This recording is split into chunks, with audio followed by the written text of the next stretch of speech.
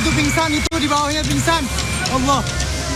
Viral di media sosial, seorang pria mengamuk dan memukul beberapa orang di Jalan Lenteng Agung, Jagakarsa, Jakarta Selatan. Bunuh. Dia ngancam bunuh. Lihat, semua orang lewat dipukul sama dia. Aksi pria tanpa busana sehelai benang pun dilakukan karena dalam pengaruh minuman keras beralkohol.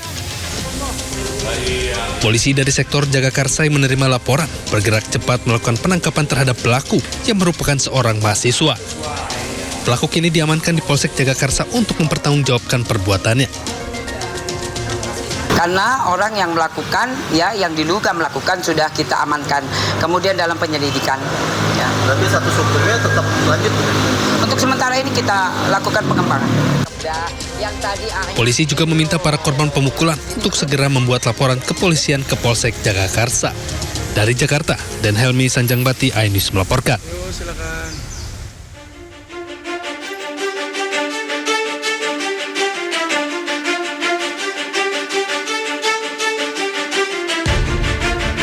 Kebakaran hebat yang melanda tempat pembuangan akhir di Desa Ciniru, Kecamatan Jalaksana, Kabupaten Kuningan, Jawa Barat sudah memasuki hari ke-8. Kebakaran pun meluas hingga lebih dari 90% kawasan TPA. Proses pemadaman terkendala tiupan angin kencang disertai didominasi material sampah yang mudah terbakar. Tak hanya itu, sulitnya pasukan air serta petugas yang dilanda kelelahan hingga gangguan kesehatan membuat proses pemadaman semakin sulit dan berat dilakukan. Bupati Kuningan meminta bantuan kepada provinsi untuk menurunkan beberapa unit kendaraan water supply untuk membantu proses penanganan. Ya, kami juga mendapat bantuan dari Pak Gubernur dari Provinsi Jawa Barat dan barusan juga saya telepon tadi ke Pak Sekda dan malam ini juga akan dikirim lagi bantuan water supply air itu yang perlu yang saat kami perlukan untuk saat ini. Jadi mohon doa untuk beberapa hari ke depan memang ini butuh waktu. Karena kebakaran di tempat sampah ini memiliki karakteristik tersendiri karena banyak plastik-plastik yang sudah terbakar dan ini sulit untuk dipadamkan. Untuk memudahkan proses penanganan, BPBD Kabupaten Kuningan melakukan koordinasi dengan BPBD Provinsi Jawa Barat dan menerjunkan 2 pilot drone thermal yang didatangkan dari BPBD Kota Cirebon. Hal ini dilakukan untuk mempermudah pemetaan area mana saja yang masih memiliki suhu panas tinggi. Hingga hari ke-8 ini, kebakaran nampak semakin meluas hingga 90% kawasan dan sejumlah titik api masih terus bermunculan di beberapa area dengan suhu di atas 80 derajat Celcius. Sampai saat ini, proses pemadaman di TPA Ciniru terus dilakukan agar kebakaran tidak semakin meluas dan menimbulkan pencemaran udara yang mengganggu aktivitas maupun kesehatan masyarakat. Dari Kuningan, Jawa Barat, Mahardika, iNews melaporkan.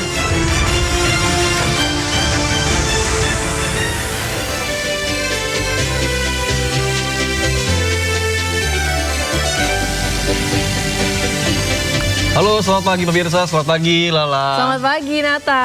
Gimana kabar Nata pada hari ini? Kalau kabar saya sih baik. Kalau kabar Lala gimana sendiri gimana? Baik, luar biasa. Tapi sedikit, bukan sedikit sih, banyak hati saya terasa berat ya Nata. Karena di tengah mungkin masih ada euforia kemerdekaan, tapi saudara-saudara kita di Nusa Tenggara Timur masih belum bisa tidur nyenyak Nata. Ya, apalagi ini gempanya ini kabarnya masih ada gempa-gempa susulan yang membuat mereka ini merasa trauma akibat gempa yang sempat terjadi pada beberapa hari lalu yang 7,7 skala Richter itu. Nah, ditambah lagi untuk data BMKG setelah gempa besar berkekuatan magnitudo 7,7 bahkan sampai dengan saat ini meskipun skala kecil tapi itu kan berdampak terhadap psikologis mereka. Betul. Apalagi banyak juga jatuhan korban jiwa yang tertimbun segala macam akibat reruntuhan. Terus juga ini menjadi apa ya?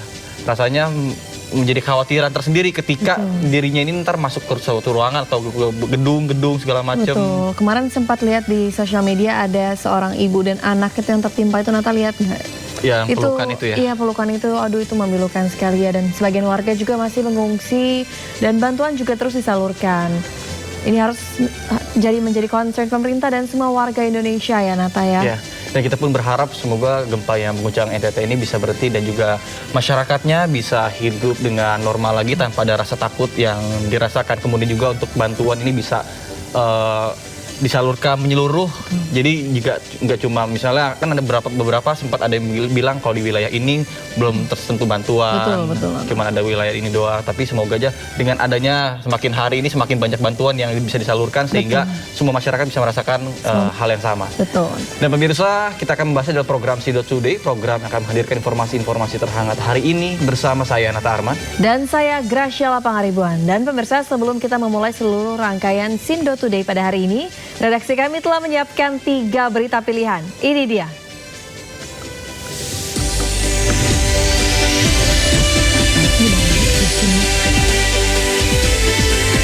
Tiga 31 pendaki mengalami hipotermia usai mengikuti upacara hari ulang tahun ke-81 kemerdekaan Republik Indonesia di puncak Gunung Bawah Kareng di Goa, Sulawesi Selatan.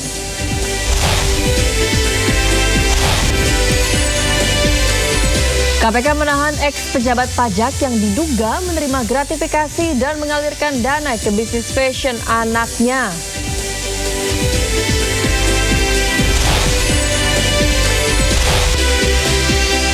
Viral, 3 WNA Israel yang juga merupakan tentara IDF diusir pemilik salah satu gym atau pusat kebugaran di Bali.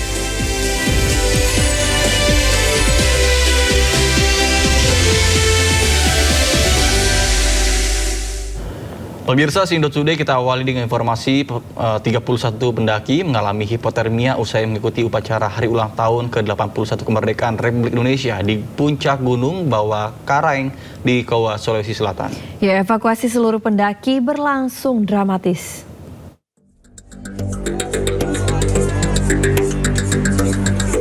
Tim SAR gabungan terus berjibaku mengevakuasi 31 pendaki yang mengalami hipotermia hingga cedera kaki di pos 10 puncak Gunung Bawah Kareng, Kecamatan Tinggi Moncong, Kabupaten Goa, Sulawesi Selatan. Proses evakuasi berlangsung dramatis karena petugas harus melewati jalur yang terjal dan curam. Para pendaki yang dievakuasi langsung dibawa ke posko Basarnas dan puskesmas setempat untuk mendapatkan pertolongan. Kami akan masih tetap standby sampai seluruh korban berhasil dievakuasi dan memastikan tidak ada lagi pendaki yang membutuhkan bantuan SAR. Sebelumnya, 26 orang pendaki dilaporkan alami hipotermia setelah mengikuti upacara HUT ke-81 Republik Indonesia di puncak Bawah Kareng. Proses evakuasi para pendaki masih berlanjut.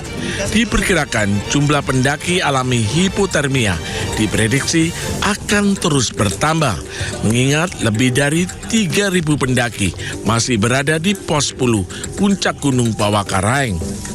Dari Goa, Sulawesi Selatan, Bukma iNews melaporkan.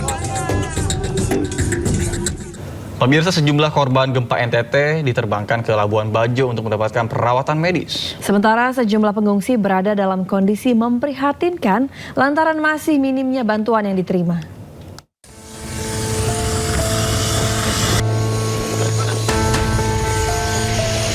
Rusaknya sejumlah fasilitas kesehatan membuat sejumlah korban yang mengalami luka berat harus dievakuasi ke RSUD Pertamina Komodo, Labuan Bajo dengan menggunakan helikopter.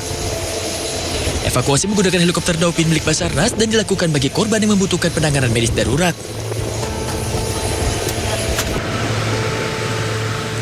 Dinas Kesehatan Kabupaten Sikap pun telah membentuk tim Health Emergency Operation Center atau Pusat Darurat Krisis Kesehatan untuk penanggulangan korban luka dan trauma akibat gempa. Sementara itu, situasi memprihatinkan terlihat di sejumlah lokasi pengungsian korban gempa NTT. Ratusan pengungsi hidup bertahan dengan keterbatasan fasilitas. Kondisi Bali memprihatinkan menimpa kelompok rentan, khususnya bayi dan balita. Hingga kini sejumlah kebutuhan seperti perlengkapan bayi dan tempat tidur layak masih sangat dibutuhkan para pengungsi. Pengungsi berharap bantuan dapat segera tiba secara merata. Pemirsa, hingga 19 Agustus 2026, korban meninggal dalam gempa NTT bertambah 1 orang. Sementara korban luka-luka mencapai sekitar 1.100 orang. Berikut data BNPB hingga pukul 17.00 waktu Indonesia bagian Barat. Korban meninggal tercatat ada 71 orang, kemudian korban luka ada 1.182 orang. sementara pengungsi mencapai 59.647 orang.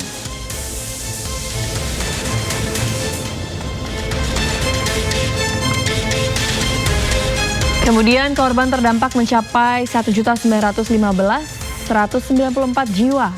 Dan untuk titik pengungsian terdata 415 lokasi. Sementara jumlah pengungsi terbanyak ada di Kabupaten Manggarai, tercatat ada 19.330 jiwa. Dan Kabupaten Manggarai Timur sebanyak 10.083 jiwa.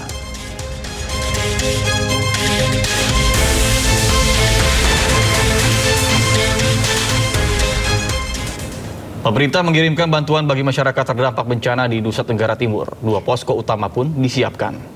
Untuk mempercepat distribusi bantuan yakni di Labuan Bajo dan Maumere.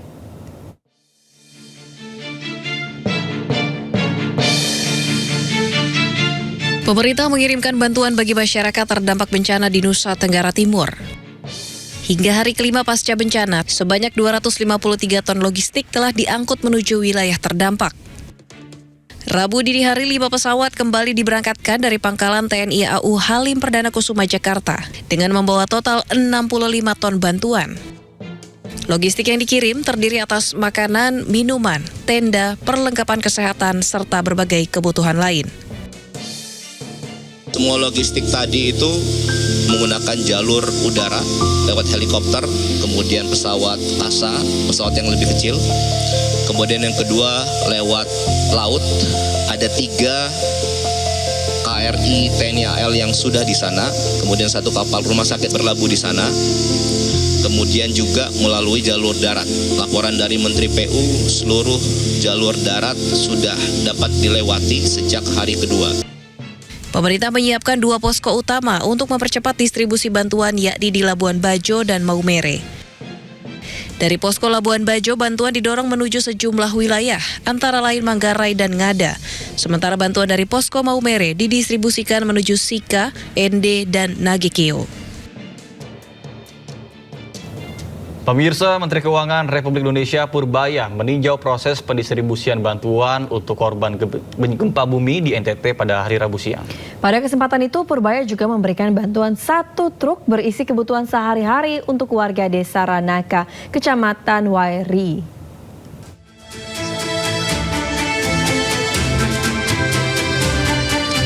Menteri Keuangan Republik Indonesia Purbaya Yudi Sadewa bersama Ketua Komisi 11 DPR RI Muhammad Misbakun mengunjungi lokasi terdampak gempa di Nusa Tenggara Timur. Dalam kunjungannya, Purbaya melihat proses penerimaan, pengelolaan, hingga pendistribusian berbagai bantuan yang diperuntukkan bagi para korban bencana.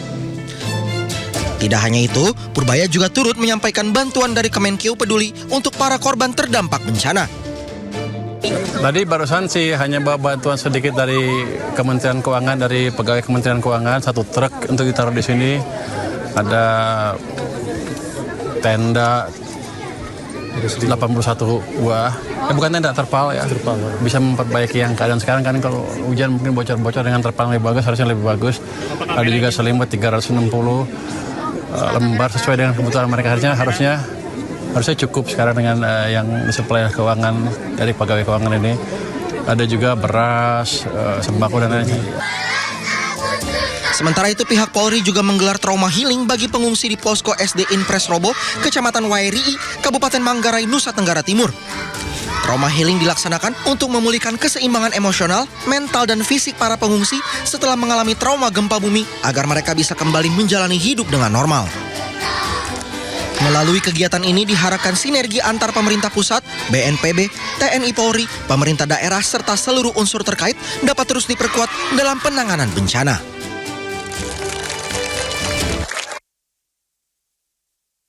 Proses pemadaman dengan cara menggunakan ranting, mengingat unit kami tidak mampu. Kebakaran melanda belasan hektar lahan sawit di Kecamatan Luyo, Poliwali Mandar, Sulawesi Barat.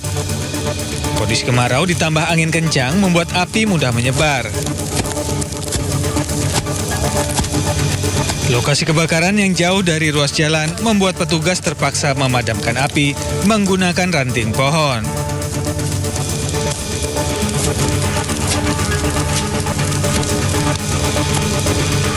Menurut petugas, kebakaran diduga dipicu aktivitas pembukaan lahan baru di sekitar kebun sawit milik petani.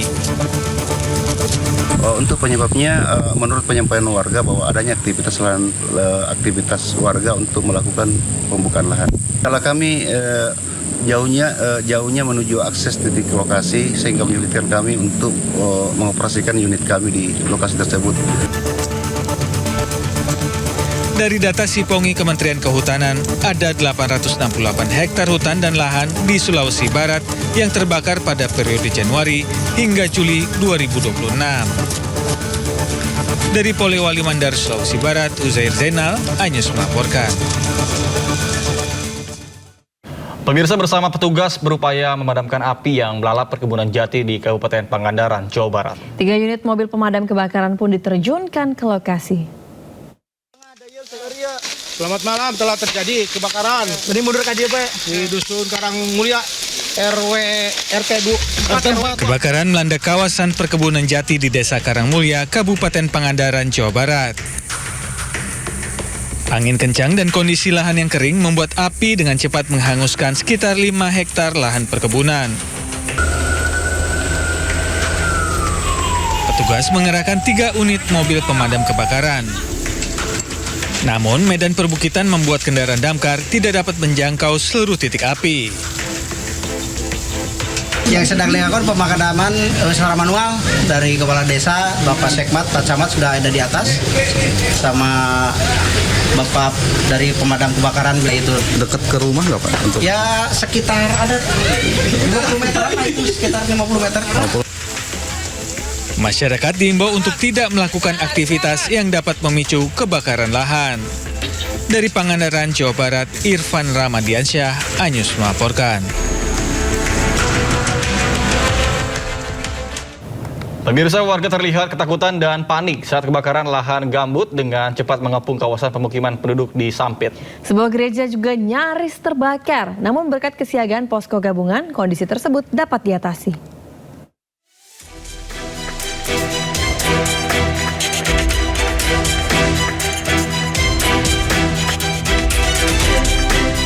Gumpalan asap tebal dari arah belakang Gereja Kristen Protestan Simalungun ke KPS Sampit tampak membubuk tinggi hingga membuat panik jemaat setempat.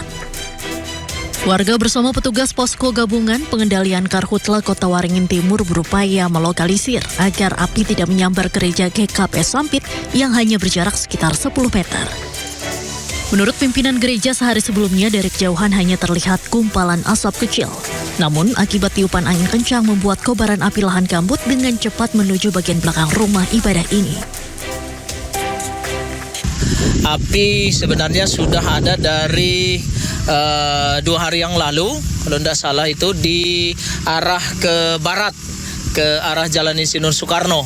Nah, kemudian sekitar pukul 1 siang tadi, angin kencang dan titik api menyebar sampai ke arah belakang gereja dan juga bahkan di belakang perumahan penduduk.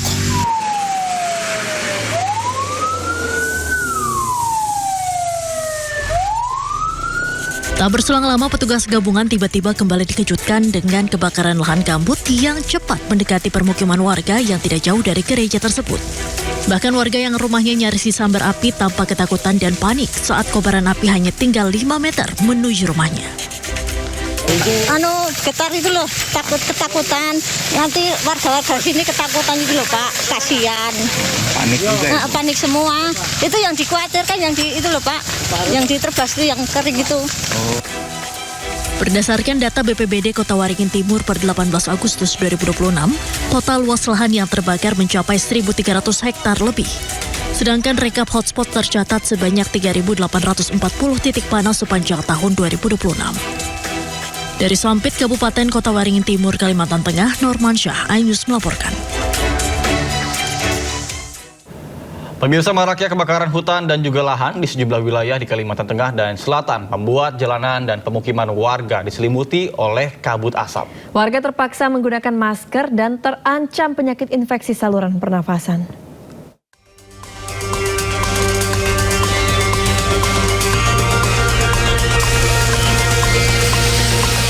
Kebakaran hutan dan lahan masih terjadi di sejumlah wilayah Kota Palangkaraya, Kalimantan Tengah. Kondisi ini membuat kabut asap kian pekat dan menyelimuti sejumlah ruas jalan protokol. Salah satunya di Jalan Yosudarso, Palangkaraya. Jarak pandang pengendara terhalang oleh kabut asap yang menyelimuti kawasan tersebut Rabu pagi. Warga yang beraktivitas di luar rumah terpaksa menggunakan masker untuk mengurangi paparan asap dan debu. Di sini dikhawatirkan dapat memicu penyakit infeksi saluran pernafasan akut, terutama pada anak-anak. Kabut sekarang tuh tebal banget, soalnya kan bekas kebakaran. Jadi lumayan mengganggu aktivitas semua orang gitu. Pagi ini mulai tebalnya? Ya, mulai pagi ini. Gimana? Kalau bernapas gimana? Tanpa masker? Tanpa masker tuh kayak rasanya sesak, rasanya berdebu gitu. Berdasarkan data BPBD Kota Palangkaraya, total luas hutan dan lahan yang terbakar mencapai 241,65 hektar.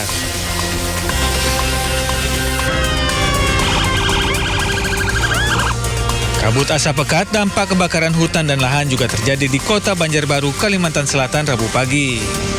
Kondisi ini sangat membahayakan terutama bagi pengendara lantaran jarak pandang hanya 10 meter. Kabut asap kali ini merupakan yang terparah sejak kebakaran hutan dan lahan melanda Kota Banjarbaru. Warga pun mengeluhkan sesak nafas akibat kabut asap. Dari data Sipongi, Kementerian Kehutanan ada 107 juta hektar lahan dan hutan di Indonesia terbakar pada Januari hingga Juni 2026. Dari Palangkaraya, Kalimantan Tengah dan Banjarbaru, Kalimantan Selatan, Adesata Sairi, iNews melaporkan. Kita kembali ke informasi pasca gempa di NTT. Pemirsa, pemerintah mengirimkan bantuan bagi masyarakat terdampak bencana di Nusa Tenggara Timur. 2 posko utama disiapkan untuk mempercepat distribusi bantuan, yakni di Labuan Bajo dan Maumere.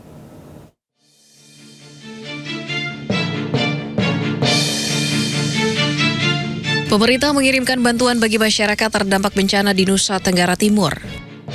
Hingga hari kelima pasca bencana, sebanyak 253 ton logistik telah diangkut menuju wilayah terdampak. Rabu dini hari 5 pesawat kembali diberangkatkan dari pangkalan TNI AU Halim Perdana Kusuma Jakarta dengan membawa total 65 ton bantuan. Logistik yang dikirim terdiri atas makanan, minuman, tenda, perlengkapan kesehatan, serta berbagai kebutuhan lain. Semua logistik tadi itu menggunakan jalur udara lewat helikopter, kemudian pesawat KASA, pesawat yang lebih kecil. Kemudian yang kedua lewat laut, ada 3 KRI TNI AL yang sudah di sana, kemudian 1 kapal rumah sakit berlabuh di sana.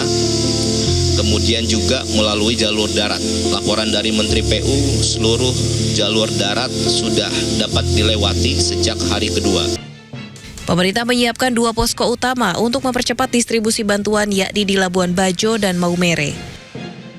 Dari posko Labuan Bajo, bantuan didorong menuju sejumlah wilayah, antara lain Manggarai dan Ngada.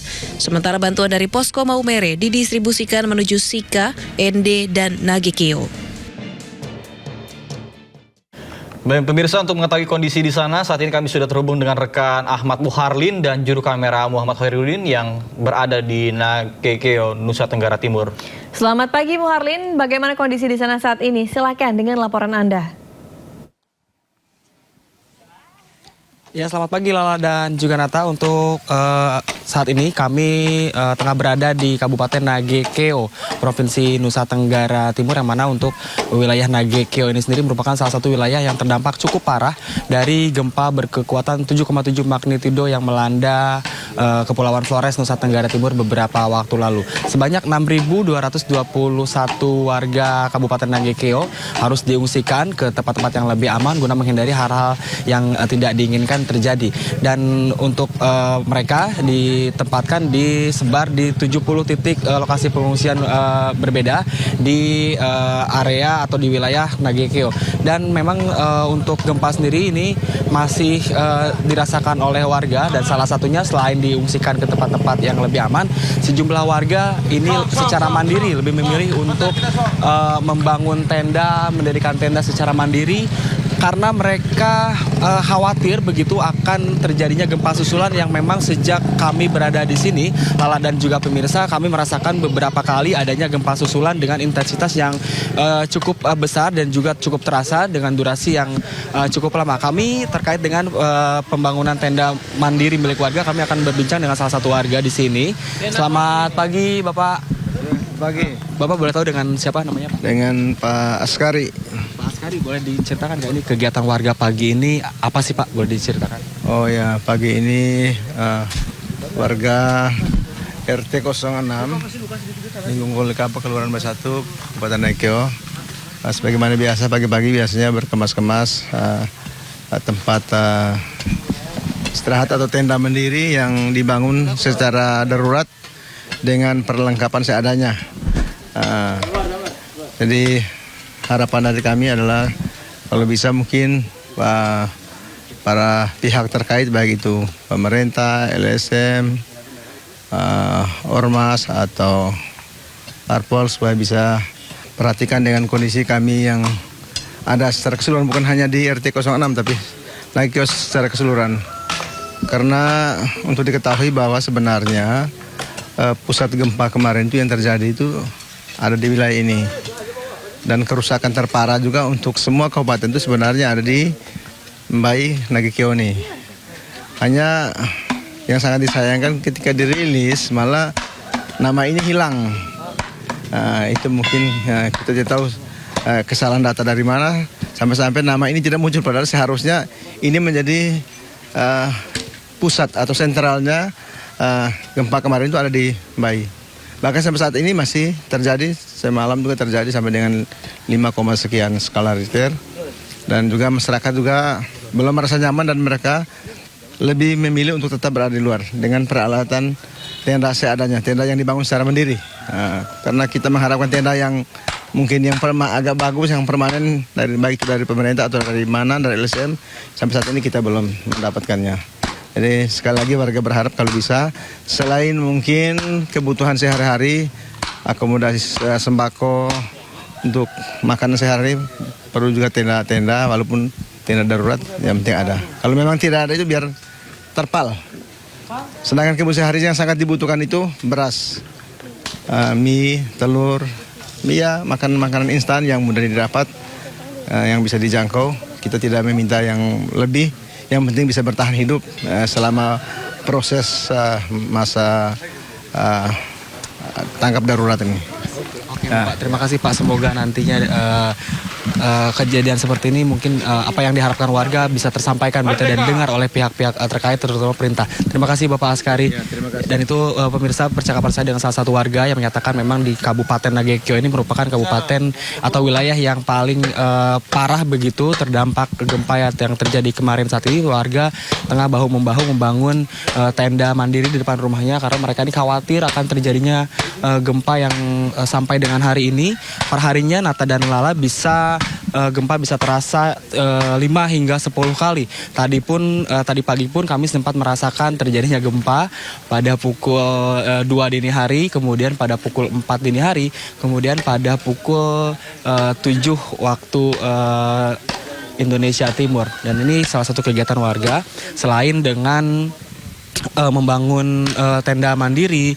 Ini warga di Kabupaten Nagekeo pun berharap bantuan pemerintah, dan memang bantuan sejauh ini distribusi bantuan memang selalu berdatangan begitu, terlebih untuk makanan dan logistik. Namun beberapa bantuan yang memang diperlukan warga ini ada beberapa yang dirasa belum cukup, seperti kebutuhan bayi, kemudian kebutuhan lansia seperti popok bayi, susu, dan juga selimut dan juga alas tidur. Karena sampai saat ini kami melihat ada beberapa tenda yang belum memiliki alas tidur, hanya beralaskan dengan terpal saja.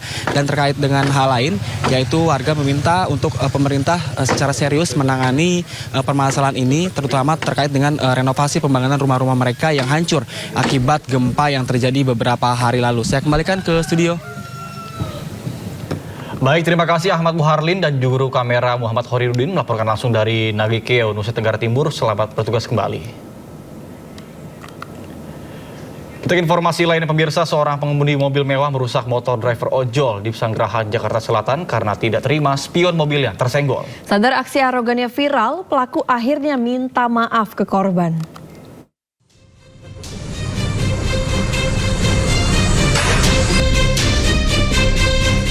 Seorang pengemudi mobil mewah terekam warga merusak motor seorang driver ojek online di Jalan Veteran Raya Bintaro, Jakarta Selatan.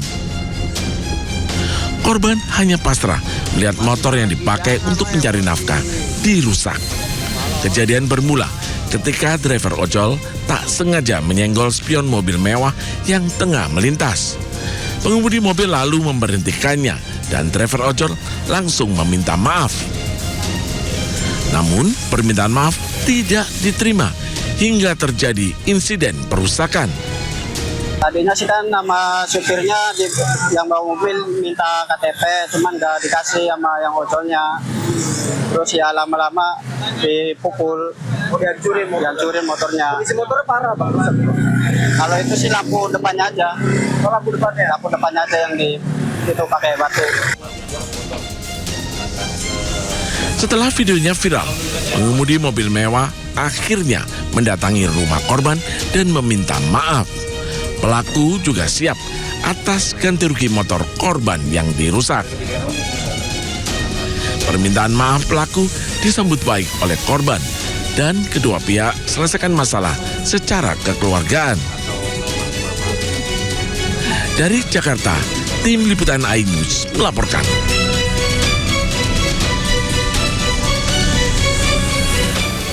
Pemirsa, KPK menahan mantan Kepala Kantor Wilayah Direktorat Jenderal Pajak Jakarta khusus dalam dugaan gratifikasi. Informasinya usai jeda, tetaplah di Sindo Today.